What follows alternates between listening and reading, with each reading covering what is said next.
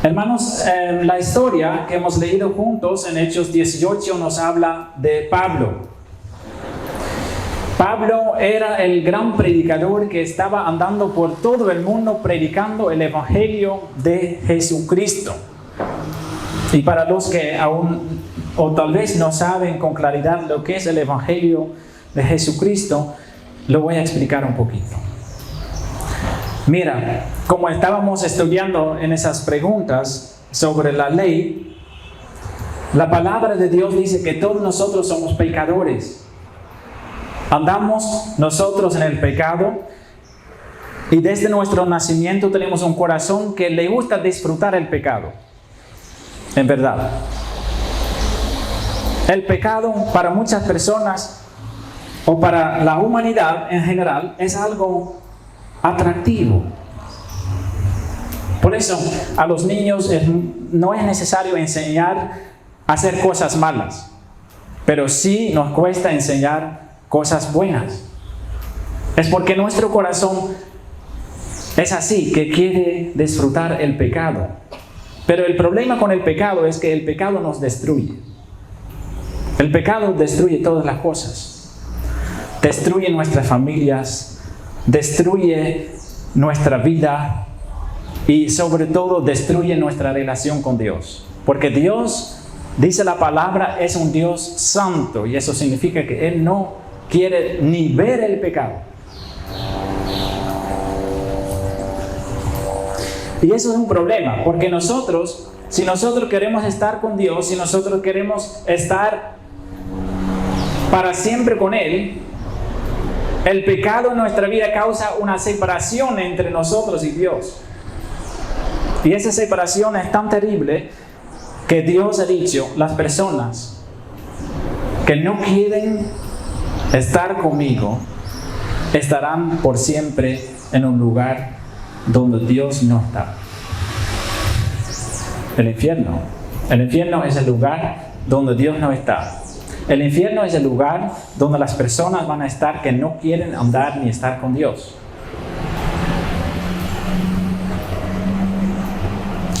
Pero gracias a Dios, Dios mismo envió una solución por nuestra miseria, por nuestros pecados. Y esa solución se llama nuestro Señor Jesucristo. Cristo Jesús, el Hijo de Dios, vino a este mundo para vivir entre nosotros una vida perfecta y después morir en una cruz y así pagar la deuda que nosotros causamos con nuestros pecados. Eso es el gran mensaje del Evangelio. Cristo vino a este mundo para salvar a pecadores. Y pecadores somos todos. Pero depende de nosotros si creemos este mensaje o no. Porque las personas que no creen este mensaje, las personas que rechazan lo que Dios nos está ofreciendo, que es vida eterna, no van a estar con Dios, no van a ser salvados por Cristo. Solo los que aceptan a Cristo en su corazón y que van a andar con Él, ellos reciban la salvación. Y entonces este mensaje Pablo lo estaba compartiendo. Él literalmente andaba por todos los países que él conocía para predicar ese mensaje a la gente. ¿Por qué? Porque él sabía que había una sola solución para la salvación, que era Cristo Jesús. Y Pablo estaba predicando y lo que pasaba con Pablo es que la mayoría de las personas que escucharon el mensaje de Pablo no lo querían, lo rechazaban. Sí había personas que creían el mensaje, pero la mayoría rechazaba el mensaje de Dios, de Pablo. Y entonces lo que está pasando en la historia que hemos leído juntos es Pablo va a visitar a una ciudad que era una ciudad muy importante y muy grande en el tiempo de Pablo, que se llama Corinto. Y en Corinto Pablo está por primera vez. Nunca antes ha visitado a Corinto. Es una ciudad nueva para él. Él está andando solo por el momento. Y él está andando en Corinto y él quiere predicar el Evangelio. Él quiere predicar a esas personas que Cristo ha venido para salvarlos. Y después de un tiempo, él encuentra a dos personas, dice el versículo 2, a Aquila y a Priscila, a una pareja. Y esa pareja está en esa ciudad también, pero ellos tampoco pertenecen a esa ciudad. Ellos son refugiados. Salieron de Roma y están viviendo ahora en Corinto porque no pueden quedar en Roma. Y entonces Pablo encuentra a esa pareja y esa pareja tiene el mismo trabajo que Pablo. El oficio de Pablo era hacer tiendas, reparar tiendas, hacer tiendas. Y esa pareja está haciendo el mismo trabajo. Y entonces él se junta con esa pareja y así están quedando en la ciudad. Y en los sábados, Pablo va a un lugar donde hay judíos para predicar el evangelio. Eso leemos más adelante. Dice en el versículo 4, discutía en la sinagoga todos los días de reposo y persuadía a judíos y a griegos. Entonces, eso es la historia de lo que está pasando. Pablo va a la sinagoga. La sinagoga era un lugar, podemos compararlo con la iglesia, no es lo mismo, pero como comparación, donde se reunieron los judíos que no creían en Jesús. Y Pablo iba a ese lugar para predicar a esa gente que ha venido un Salvador al mundo. Pero esas personas rechazaban el mensaje de Pablo. Ellos decían, nosotros no queremos saber nada de este Cristo. Nosotros no queremos saber nada de Jesucristo. Y luego vienen unos dos compañeros más de Pablo de otras partes, Silas y Timoteo, y entonces ahora están con un grupo de 5 personas. Y Pablo está tratando de convencer a esas personas día a día, ¿sí? Más luego dice que él no solo está predicando los sábados, sino todo su tiempo. Ya no está trabajando en las tiendas, él está ahora trabajando todo el tiempo a explicar a esas personas que Jesús era el Cristo. Porque para Pablo era muy importante que esas personas lo creían. No para que Pablo sea más importante, sino que para la salvación de esas personas. Pablo estaba tratando de convencer a esas personas por amor. Él quería que ellos iban a aceptar a Jesús. Eso siempre debe ser en la vida de cada pastor, así. Cuando usted escucha el mensaje de algún pastor que está invitando a las personas para entregar sus almas a Cristo, no es para que él quiere ser dueño de las vidas, él quiere que las personas van a salvarse de la miseria que les espera si mueren sin Cristo. Eso es muy importante saber. Hay muchas personas que piensan, bueno, el predicador puede hablar lo que él quiere, yo hago mi propia cosa. Pero hay que saber, cuando usted escucha el Evangelio, cuando escucha que Jesús está dispuesto a salvarle, y que usted dice, luego, o que usted dice, no, para mí no. Eso es algo muy peligroso, porque el pastor lo hace por amor. Porque Él ama a las personas y Él quiere que todas las personas van a estar para siempre con Cristo, en lugar de estar en el infierno. Y eso no es un pensamiento humano, eso viene de la palabra de Dios. Eso es lo que Dios mismo nos está explicando. Y entonces con ese mensaje Pablo está tratando de seguir, pero las personas siguen rechazándolo. Aún dice la palabra en el versículo 6, pero oponiéndose y blasfemando, eso quiere decir, hablaron cosas muy malas acerca de Dios y de Cristo. Al cierto momento, Pablo pierde la esperanza. Al cierto momento Pablo dice, ya no voy a seguir hablando. Imagínense, ¿no? Pablo Pablo tratando, dando todo su tiempo, ¿no? Días completos, hablando con esas personas. Cree en Jesús para su salvación. Para su salvación hay que creer en Jesús. Días enteros está predicando a esa gente y esa gente dice, no, nosotros no queremos a Jesucristo, no queremos a Jesucristo. Cierto momento él pierde la esperanza. Y dice en el versículo 6 algo fuerte. Dice, vuestra sangre sea sobre vuestra propia cabeza. Yo limpio. ¿Qué quiere decir eso? Pablo dice, si ustedes no quieren aceptar a Jesús como su Salvador, mientras yo traté de convencerles mucho tiempo, es su propia culpa. Es su propia culpa que no van a estar con Él, sino para siempre estar perdidos. Es fuerte, ¿no? Vuestra sangre sea sobre vuestra propia cabeza. Yo limpio. Y luego dice, desde ahora me iré a los gentiles. Yo voy a predicar a otra gente.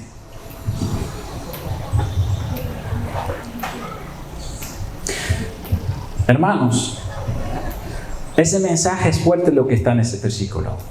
Yo no sé si usted ya ha aceptado a Jesús en su corazón. Yo no sé si ustedes conocen a Jesús personalmente.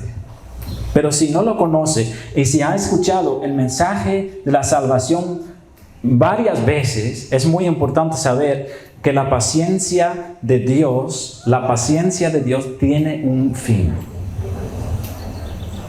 La paciencia de Dios es muy grande, mucho más grande que nosotros. Pero la paciencia de Dios también tiene un fin. No todos que escucharon el mensaje de Dios van a ser salvos. Los que lo aceptan y los que van a seguir a Jesús, estos serán salvos. Entonces, ahora nos ponemos en los zapatos de Pablo, porque Pablo está perdiendo la esperanza. Está invirtiendo mucho tiempo en esas personas. En cierto momento él pierde su ánimo. Y es algo fuerte también, ¿no? Pero mira lo que va a pasar, porque Dios lo va a consolar. Dice el versículo que sigue, y saliendo de ahí, se fue a la casa de uno llamado Justo, temeroso de Dios, la cual estaba junto a la sinagoga. Y entonces él sale de la sinagoga, va a la casa de que está al lado, ¿sí? Desanimado. Pero ahí Dios va a hacer algo. Pablo ya no lo esperaba. Pero dice el versículo 8, y Crispo, el principal de la sinagoga, el líder principal de la sinagoga, dice la palabra, creyó en el Señor con toda su casa. Entonces es algo muy hermoso lo que sucede. Pablo está discutiendo ya días y días y días discutiendo, y a cierto momento él dice, ya no, ellos no quieren creer, yo me voy. Y al momento que él va, Crispo va a creer, el principal de la sinagoga. Y Crispo, el principal de la sinagoga, creyó con toda su casa. Hermoso, ¿no? Y después dice, y muchos de los corintios, oyendo, creían y eran bautizados.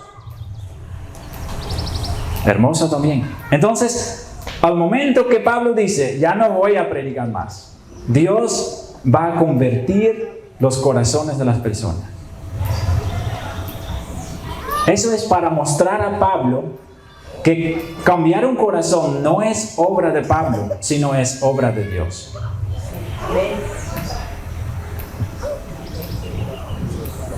Él estaba discutiendo, pero con discutir nosotros no podemos cambiar un corazón. Solo Dios por medio de su Espíritu Santo lo puede hacer. Y Él puede usar lo que nosotros estamos diciendo, pero la obra es de Dios. Y entonces Pablo va a dormir en el versículo 9. Dice, entonces el Señor dijo a Pablo en visión de noche, y ahí viene un mensaje hermoso. Y creo que ese mensaje también es muy importante para cada uno de nosotros el año que vamos a entrar. Dice, no temas. He hablado varias veces de eso. Pero hermanos, la Biblia dice más veces no temas que otra cosa. Hay algo hermoso. Una escritora una vez contó cuántas veces está no temas en la Biblia. ¿Sí? ¿Sabe cuántas veces está? 300. Los días del año. 366. Todos los días. Un año normal tiene 365 días, ¿verdad? El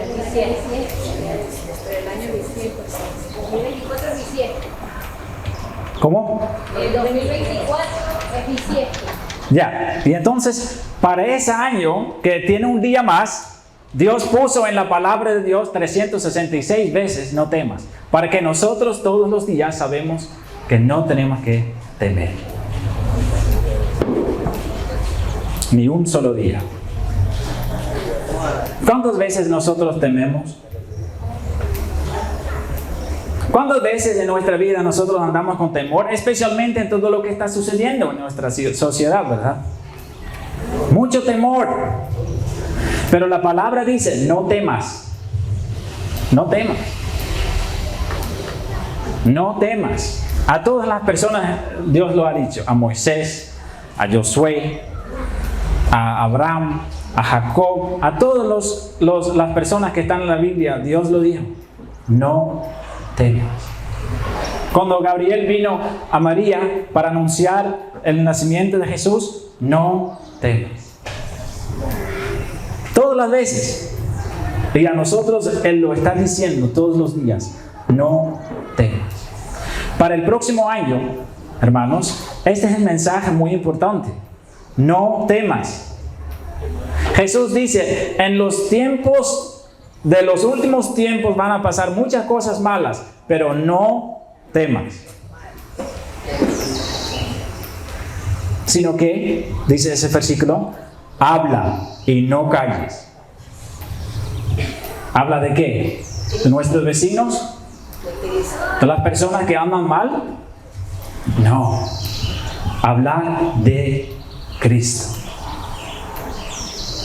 En medio de todo lo que pasa y lo que va a pasar, hermanos, el mensaje para nosotros es, no temas, sino habla y no calles. Hablar de la esperanza que nosotros tenemos. Porque en este mundo que está lleno de tinieblas, hermanos, hay una sola verdadera esperanza, que no es un político, que no es una solución del ejército o de la policía, sino que se llama Jesucristo. Las personas solo pueden encontrar su salvación en Jesús. No hay otra manera. Solo por medio de Jesús podemos recibir salvación. No temas, sino habla y no calles. ¿Por qué? Porque yo estoy contigo. Esas son las palabras de un padre a un niño. Y todos los padres lo reconocen. Cuando tenemos niños pequeños, chiquitos, a veces tienen miedo por algo, ¿verdad? ¿Y qué hace un niño pequeño que tiene miedo? Va a su mamá o a su papá y dice, papá, tengo miedo por tal y tal cosa, ¿verdad? ¿Y qué dice el papá o la mamá? No temas, porque yo estoy contigo, ¿verdad? Así lo decimos a nuestros hijos. Y así Dios nos habla. No temas, ¿por qué no? Porque yo estoy contigo. La palabra de Dios.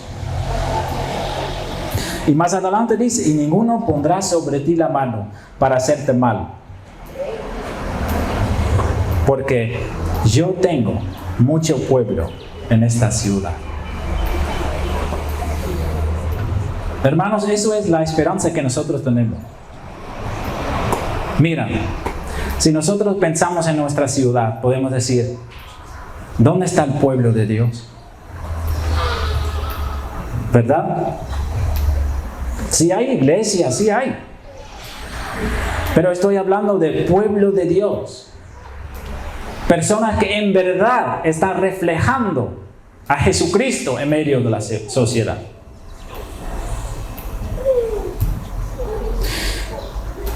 Y podemos tener la misma desesperanza que tenía Pablo, diciendo, ya no voy a predicar, porque esa gente no escucha. ¿Verdad? Pero mira lo que dice Dios en esta parte. Dice, yo tengo mucho pueblo en esta ciudad. Y hay que entender bien esta promesa. Esa promesa no significa que en Corintios había mucho pueblo de Dios. No. En ese tiempo de Pablo aún no. Pero Dios tenía sus escogidos entre esas personas del pueblo de Corintios. Y Él quería usar a Pablo para alcanzar con el mensaje de la salvación a esas personas. Y por eso lo dice.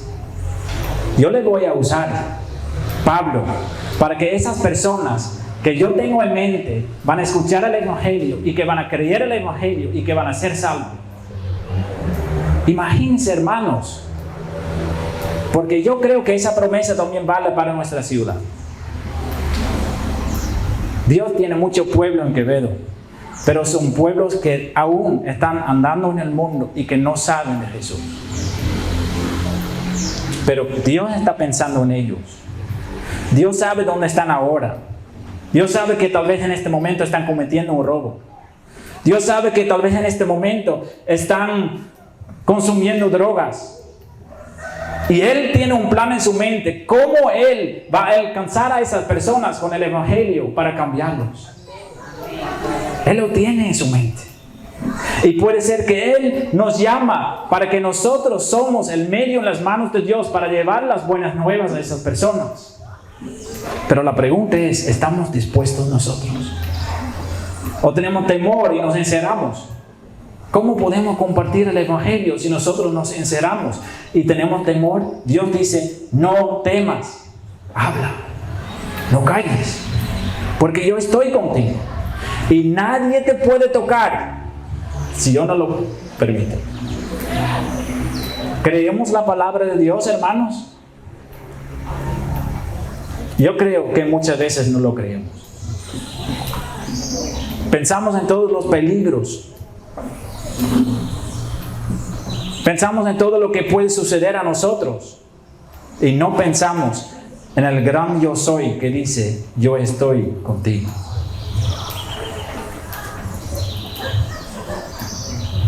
Y se detuvo allí 1 año y 6 meses enseñándoles la palabra de Dios. Dice la palabra. Hermoso mensaje. Lo que recibió Pablo en esa noche. Regresamos un momento al versículo 8. En el versículo 8 dice que muchos creyeron y dice algo más. ¿Qué dice? Oyendo creían y eran bautizados. Hoy día tenemos un bautismo. El día viernes tuvimos un momento muy hermoso, creo yo, pensando en el bautismo con las personas que están pensando en eso o que ya tomaron la decisión. Hermanos, la palabra de Dios nos dice en Marcos 16, versículo 15 y 16, los que son o que serán salvos, ¿sí? Dice la palabra literalmente. El que crea será salvo. Pero la palabra dice algo más. El que crea y sea bautizado será salvo. Ahora, yo quiero compartir algo importante y especialmente para los que aún no son bautizados. Yo sé que aquí en la cultura ecuatoriana, en muchas iglesias cometieron el error, es claramente un error, lo puedo explicar, que el bautismo es un paso más adelante de ser cristiano. Entonces, una persona primeramente acepta a Cristo, va a asistir a la iglesia y después de un tiempo va a ser bautizado. No es bíblico. En la Biblia encontramos 9 situaciones en que personas son bautizadas. Y las 9 situaciones, todas esas personas son bautizadas en el día que aceptaron a Cristo. Primer día, comienzo de su vida cristiana. Por eso Jesús dice, el que crea y sea bautizado será salvo. ¿Es el bautismo un requisito para poder entrar en el cielo? No. Sí y no. Hay situaciones en la Biblia en que personas fueron salvas sin ser bautizados. Pero eran personas que no tenían la posibilidad. Pero la palabra de Dios siempre habla del bautismo como algo muy importante, como un paso crucial. Jesús mismo dice a Nicodemo, el que no nace del agua y espíritu, no verá el reino de Dios. Y en esa parte también, el que cree y sea bautizado será salvo. Personas que rechazan ser bautizados, pero que dicen que son cristianos, están en gran peligro. Están jugando con su salvación.